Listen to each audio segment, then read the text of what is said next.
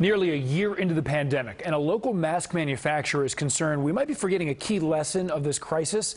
Last spring, there was a massive shortage of those N95 masks. And then you might remember the whole supply chain was overseas, so a number of American companies got in the game. And yet Chris Glorioso is live in Patterson, where one of those companies is asking a surprising question: where are all the orders? Chris?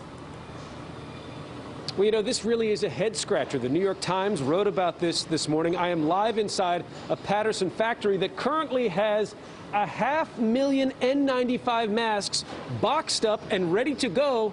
But currently, they have no buyers. This despite furious calls a year ago for more American-made PPE. Currently, there are about more than 12 companies like this that have gotten into the business, and they are really hoping that governments do what they said they would do, and that's buy American. Protective Health Gear is a Patterson manufacturer born of the pandemic. Entrepreneurs here answered the call when governments pleaded for N95 respirators made in the USA. Made in the USA is great. I think we need it. We need it now. Now, nearly a year into the health crisis, this New Jersey factory can churn out millions of N95s a month. But on this industrial floor, they're scratching their heads. CEO Brian Wolin says there's barely been a trickle of orders from governments that were so desperate before.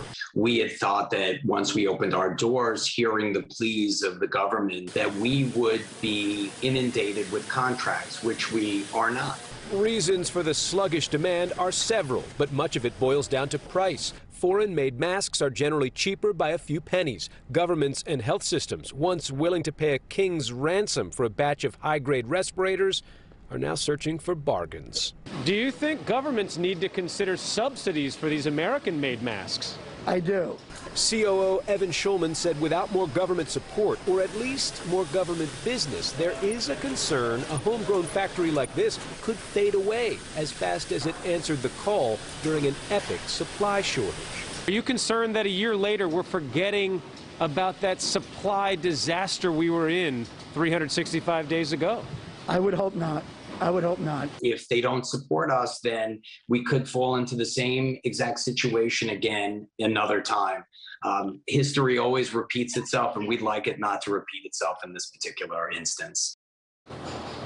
Despite those concerns, Protective Health Gear putting the pedal to the metal. They say they are installing new equipment, and by the end of next month, they expect to be producing 4 million masks per month.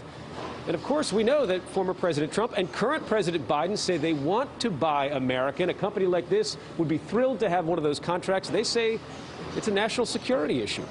Reporting live in Patterson, Chris Glorioso, News 4 New York. Oh, what a shame, Chris. Thank you.